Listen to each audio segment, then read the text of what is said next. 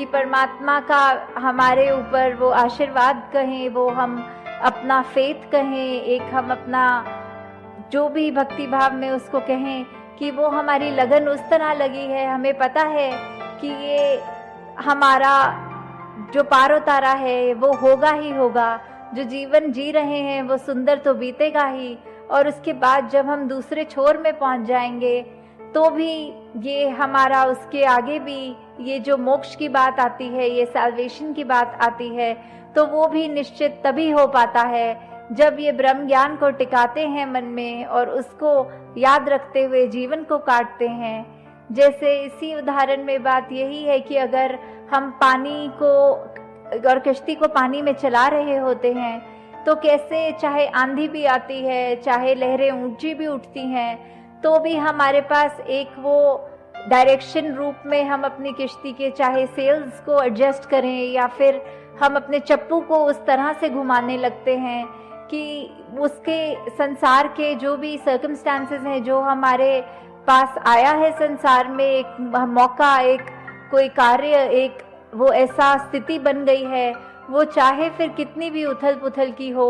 हम उसको काटते हुए, हम उससे उभरते हुए ऐसे उस पार चले जाएंगे। हाँ जी। किश्ती में पानी आए तो खतरे का इशारा है। और जब इसकी विपरीत स्थिति हो जाती है, जब हमारी वो किश्ती में सुराख हो गया और ये पानी अंदर आ गया और ये दुनिया के उस मायने में हमारे असर जो हम पर आ गया, तो फिर ये निश्चित होता है कि अब तो ये किश्ती ने डूबना ही डूबना है। फिर हमने जब वो निरंकार का जहाँ सहारा उस रूप में लेना था कि उसके ऊपर हमारा पार उतारा होना था, हमने ये माया को, ये संसार की ऊंचाई नीचाई जो भी परिस्थितियां होती हैं उसको जब अपने अंदर बसा लिया, तो फिर ये खतरे वाली बात जहाँ हो रही है कि कैसे हमने उस समय अपने मन के अंदर भी चाहे कैसे भी भाव आए, चाहे हमने वो किसी के बारे में बुरा सोचा, चाहे हमने किसी के साथ बुरा किया, चाहे हमारे मन में अभिमान ही आ जाए, तो भी हमारे उसका कुछ गारंटी फिर नहीं रहती कि ये किश्ती ने अब पार उतरना ही है, वो किश्ती डूबने वाली होती है। जैसे कबीर जी की भी वो पंक्तियाँ इसी को बताते हुए ये आती हैं कि अगर हम गर्व करेंगे कि कबीरा गर्व ना कीजिए, और उसके बाद की जो बात आती है कि हम अगर किसी पे हंसते हैं या फिर हमारे अंदर कैसी बात आती है कि हम अगर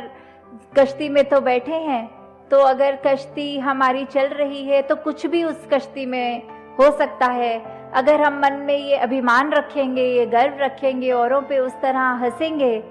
तो फिर हमारी कश्ती अभी तो हमें लग रही है, अभी तो नाव समुद्र वे वाली जो बात की, अभी हमारी कश्ती पानी में चल रही है, अगले ही पल क्या होगा उस जिंदगी का, कश्ती रूपी जिंदगी का हमें नहीं पता।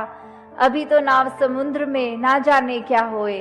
कि कैसे हम किसी भी पल ये तो मान रहे हैं कि हमारी कश्ती ने एक छोर से दूसरे छोर चले जाना है,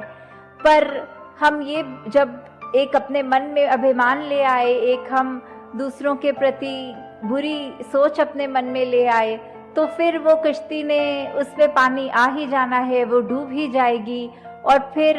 अब हमें ये गारंटी नहीं है, ये पक्का विश्वास नहीं, हम दावे से नहीं कह सकते कि अब तो हमारा पार उतारा होना ही है। तो फिर चाहे मन की ही वो बात है, मन की अवस्था है, मन की विश्वास की बात कि किस तरह हम परमात्मा का सहारा किस एक वो सीरियसनेस के साथ ले रहे हैं, कैसे पल पल में ले रहे हैं, तो ही ये कश्ती हमारी भव सागर से पार होगी। हाँ जी। चाह अगर है भव सागर से जीवन नैया पार हो, तो कैसे इसी तरह हमारे मन में जो चाहत रहती है कि कैसे हमारा भव सागर से अगर ये ही नैया, जो ये जीवन रूपी नैया ने पार होना है, तो वो जो चाह अगर हम ऐसा चाहते हैं तो उसका सोल्यूशन क्या है? उसका सोल्यूशन तो युगों युगों से ये संत देते ही आ रहे हैं। आज भी जैसे सत्संग में भी संतों ने ये आवाज लगाई, और उससे पहले भी जाएं अगर हम, युगों युगों से एक यही बोला जा रहा है कि अगर हम ये परमात्मा को अपने अंग संग देख पाएं, अगर ये हमारे अंदर रमज समझ के हम उसको बसा लें तो ही हमारा पार उतारा हो सकता है। तो ये जो बात है बहुत ही स्पष्ट शब्दों में युगों युगों से संत, वो चाहे किसी भी टाइम रहे हो, सतयुग में, त्रेता में, द्वापर में या अभी कलयुग में भी, तो बात वही है कि कैसे हम अपने इस जीवन में ये परमात्मा को ला सकते हैं। ये अंगसंग है पर इसको देखा भी जा सकता है, और देखकर जब अपनी जिंदगी में शामिल करें और सिर्फ एक बारी के लिए नहीं, ये तमाम उम्र ये एहसास को आगे बढ़ाते रहें, तो सोल्यूशन यही दिया है संतों ने कि कैसे एक भक्ति भरे जीवन में हम जब परमात्मा को डालते हैं तो भक्ति उसी समय पे शुरू होती है। हाँ जी। रहना इस संसार में लेकिन मन में ना संसार हो। तो कैसे संसार अगर हमारे मन में आ जाता है, ये सारी चीजें जो अभी जिक्र हुआ है जिनका, कि किस तरह अगर मन में आ गया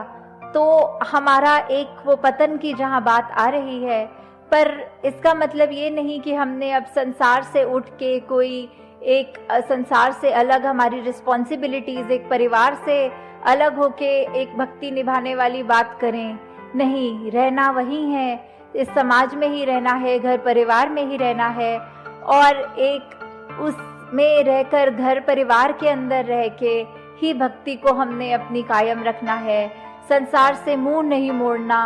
पर संसार में विचलित होते हुए भी उस तरह संसार का प्रभाव नहीं लेना है।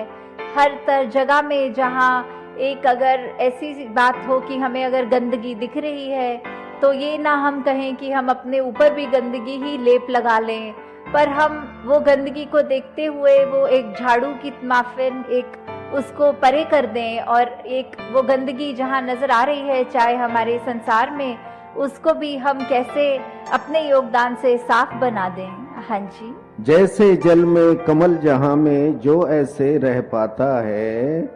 और यहाँ वो कमल के फूल की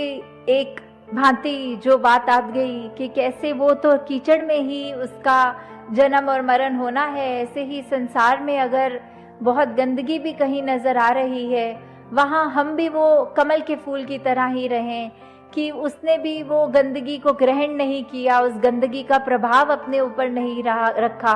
बल्कि इतनी गंदगी में भी उसने वो अपनी खुशबू दी, अपनी सुंदरता को कायम रखा। कि कैसे वो बात नहीं कि अगर आसपास वाले सब ऐसा कोई कार्य कर रहे हैं तो हमें भी वही करना है। नहीं, हम अगर देख भी रहे हैं कोई गलत कर रहा है, उसको समझाने की कोशिश करें, वो फिर भी नहीं समझ रहा, तो हमें उसके जैसे नहीं बन जाना। हमें फिर यही सोचना है कि हम कैसे उस कमल के फूल की तरह उस कीचड़ में रहते हुए भी उस कीचड़ का असर ना लें, बस अपने आप के सुधार, अपनी आप की खूबसूरती के ऊपर ही ध्यान लगाएं। हाँ जी। कहे हरदेव वही जन जग में जीवन सफल बनाता है। तो अब ये जो जीवन है हमारा कैसे सफल होगा,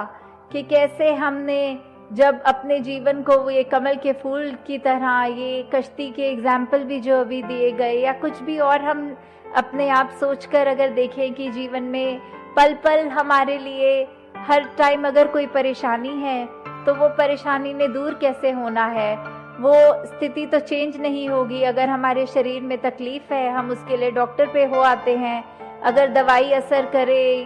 तो आराम आ भी जाता है, नहीं आए तो भी हम उसमें इस परमात्मा को कोसे नहीं। वो अगर परमात्मा ने स्थिति हमारे लिए बनाई है, वो अगर घर में काफ़ी महापुरुष आके कहते हैं संतान नहीं हो रही या कुछ ऐसी बात, तो उसमें भी ये निरंकार का रजा समझें कि कैसे हमारी स्थिति कोई भी हो, परमात्मा ने तो हमेशा भला ही करना है हमारा, तो हम उसमें दुखी ना हो जाएं, बस उसमें भी ये शुक्राना करते हुए अपनी ज़िंदगी को ऐसे एक खूबसूरती में ढालें। इस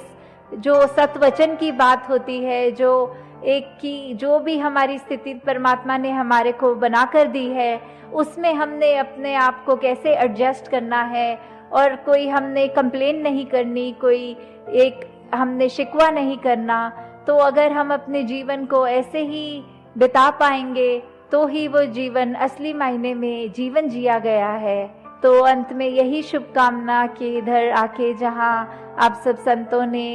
ये समय सत्संग में बिताया, तो वो सारा समय आप सबको मुबारक है। और कैसे हमने अब आज जो भी सत्संग में सुना उसको अपनी सोच में, अपने व्यवहार में, अपने जीवन में उतारें। तो और कुछ ना कहते हुए दासी इन्हीं शब्दों से आपसे आज्ञा लेगी। साथ संगत जी, धन निरंकार जी।